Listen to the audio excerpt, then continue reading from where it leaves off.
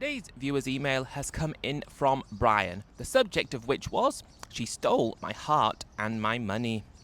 Hi John, not sure if this is a story for your channel, but thought I'd share it just in case.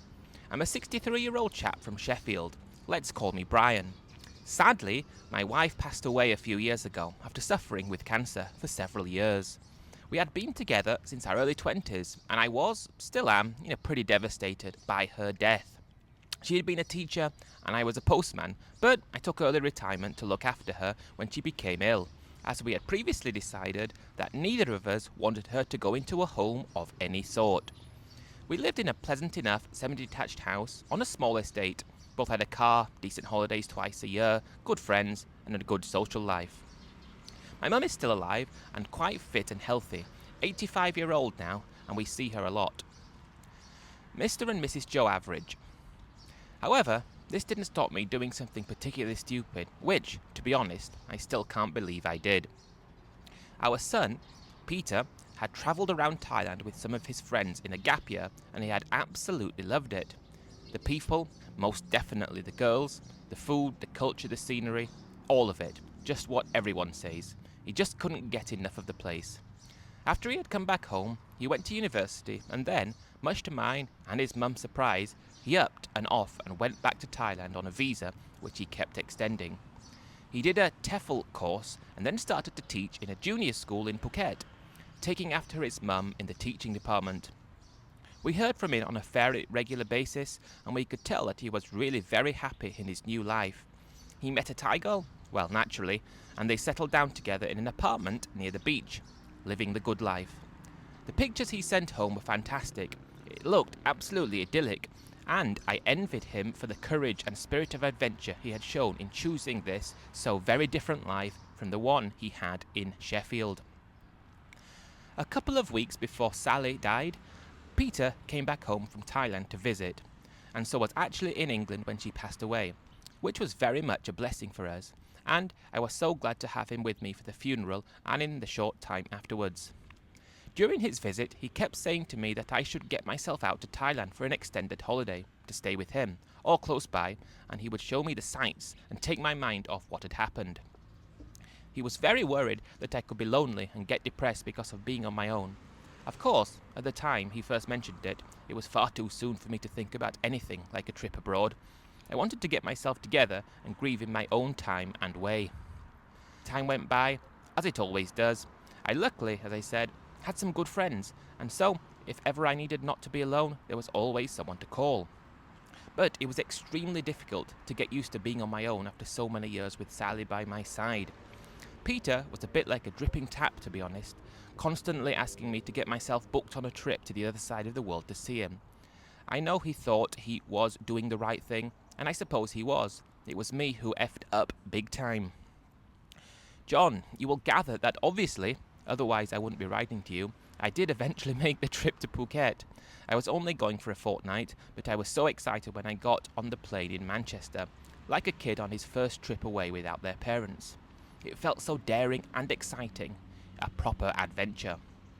All my friends had encouraged me to go, and some of my male pals who I went drinking with on Friday nights were proper jealous. The tales of Thai girls were a constant topic of conversation on our nights out, and I could see in their eyes that their imaginations were running riot as to what I was going to get up to. I'm not an innocent, and my imagination was running riot too.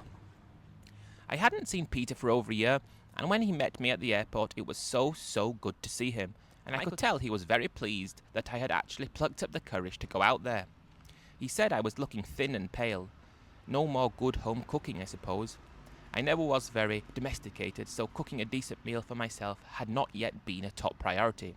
And the lack of sunshine, given that it was winter in the UK, cold, grey and depressing, I'm sure you remember it well. The brightness and the heat in Phuket were like nectar to my soul. I could feel it instantly, doing me good both physically and mentally, and decided then and there that I definitely made the right decision. He had booked me into a decent hotel, right on the beach with fantastic views across the ocean. It was absolutely perfect.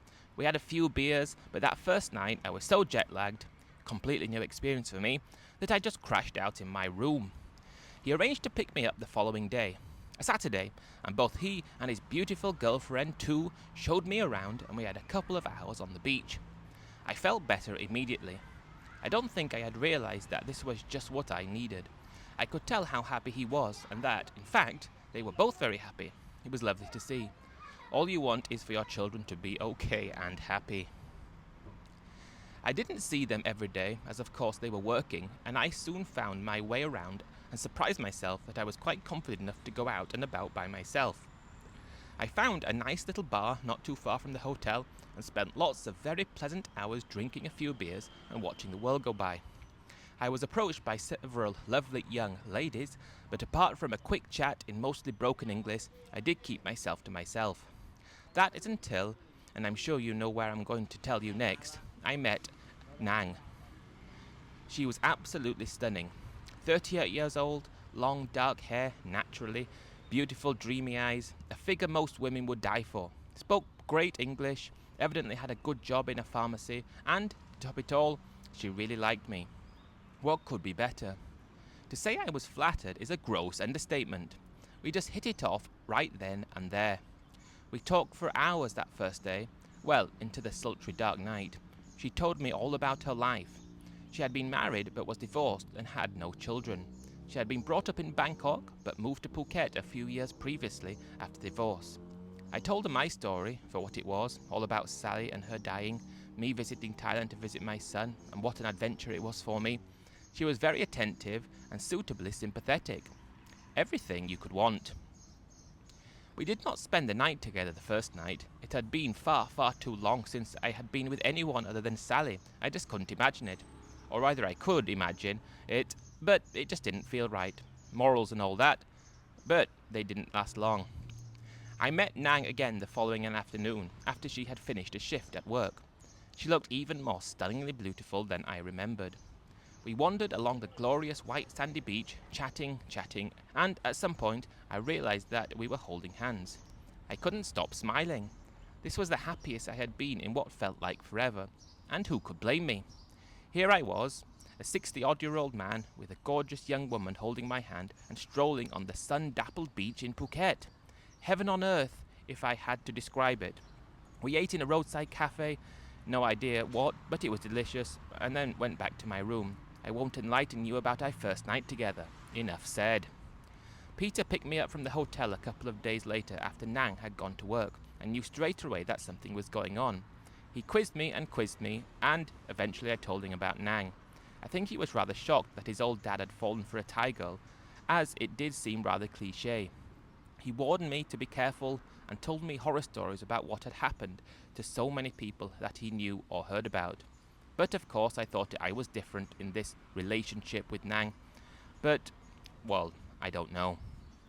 Of course he listened with a wry smile on his face, but I could tell he wasn't convinced. I wanted him to meet her so I could allay his fears, so we arranged to go out for dinner the following evening, the four of us. When I mentioned this to Nang, she seemed a bit dubious at first, but I managed to convince her that Peter and his girlfriend would love her just as much as I did. And I really believed they did. The evening went okay, no great surprises. I sat beside Nang and we held hands throughout, me with a stupid smile on my face the whole time. Peter and Tu were fine, friendly, chatty, and the conversation flowed, albeit on a rather superficial level. Then we parted company, Peter and Tu to their apartment, and myself and Nan back to the hotel. He just once again warned me to be careful, a warning I took absolutely no notice of whatsoever. The days were going by far too quickly. I realized as my holiday was drawing to a close that I hadn't actually seen where Nang lived, and casually asked about it. She was very, very vague, and said she was having work done at her apartment, so it wasn't convenient. Of course I believed her. I was dreading going back to my humdrum life in Sheffield. The time in Phuket had been amazing, making me feel young again, and appealing. But time stands still for no man, and so homeward bound I found myself after a wonderful last night and day with Nang. I was devastated to leave her, and she cried so much at the airport I was sure she felt the same. We of course exchanged contact details and promised to keep in touch with one another. I was sad to say goodbye to Peter too, but knew he was happy and settled in his life in Phuket with Tu. Life back in Sheffield seemed so flat. Dull, grey, cold, rainy, and boring. Very boring. My friends couldn't wait to hear all about the trip, and when I told them some of what had gone on, I don't think they could believe it, and I think they thought I had gone soft in the head. They laughed and laughed when I told them. I thought it was the real thing. I was in constant contact with Nang, and she with me, declaring our love for one another. Then, I made the rash decision to sell up in the UK and move out to Phuket to be with her. I had enough money from the sale of the house to get a retirement visa, and she had an apartment there, so I convinced myself we would be fine. She said she was so excited about it, and then she said she had mentioned before that she was having work done and I could lend her some money to pay for the finishing touches to make it perfect for us both. It was only £10,000, which didn't seem a lot, so I forwarded the money like an idiot. I had told Peter of my plans to go out there. At first he was really shocked and kept asking over and over again if I was absolutely sure that I was doing the right thing. Nothing could dissuade me. I didn't mention the money to Peter. Then she asked for some more money, saying that she had decided to sell her old apartment, which was now finished, but would be too small for us both, and she had found a new place which would be perfect for our life together, and I could spend half the money so she could buy it for us. She sent me links to view the property, and it did look good, sleek and modern, with great views. She was so convincing, so yet again I sent it out. This time, £30,000. The house sale had obviously gone through easily, hence I had been able to send the money out to Nang and stayed with my mum until I left. She didn't really have much to say about it, but she could see I was very happy and, like I said earlier, all you want is for your children to be happy, and she had known how desperately sad I had been after Sally died, so she probably thought that the chance of a new life was what I needed. I had a leaving party with all my friends, and off I went. I don't think any of my old friends could quite believe that me, Brian, was actually doing something so out of character and having, well yes, an adventure in his 60s, and I couldn't believe it either. As soon as I landed in Phuket, after a long and tiring but exciting journey to a new life, I had the first niggling doubts that Nang wasn't there to meet me. I tried calling her, but it went to voicemail, so I sent a text. No reply. I called Peter and asked him to pick me up and make some lame excuse for why Nang hadn't been there. I kept trying to contact Nang with no success. I was getting desperate and feeling more and more worried. Something must have happened to her. She must have had an accident. Something wrong, obviously. Peter said we could call at a place of work and see if she was there. It was then that I realized that I didn't even know which pharmacy she worked at. I also then realized that I hadn't even asked for an address of the property she was supposed to be buying for us both to live in. What is they say? Drink in, wits out. This was definitely more like lust in and wits out. Peter kept saying to his credit that there must be a simple explanation and everything would be okay. But I just had a feeling that no, everything would definitely not be okay. Guys, if I could pause the story for a quick second, just to say if any of you have any stories that you want to share about yourself or about someone you know, as long as it's Thailand related, please send it in via the email address in the description. We do rely on these stories to continue with this channel, and we're doing pretty well at the moment, so I am extremely happy with that. But we do need to get them to a decent length for the channel, so I really appreciate you guys doing that. It really means the world that we can continue the channel in this way. Also, if you could give the video a like, subscribe, comment, share, and all those good things. That way, we've got more chance of getting the videos to more people, which in turn means we've got more chance to continue getting these stories in. Anyway, back to the story. He insisted on driving me round to all the pharmacies he knew in Phuket. I had a photograph, well, hundreds of photographs to be honest, of Nang, but no one knew her, and she didn't work in any of the places we called at. I had a picture of the apartment she had supposedly bought, but none of the real estate agents could recognize it. How could this be happening to me? Had I really been duped?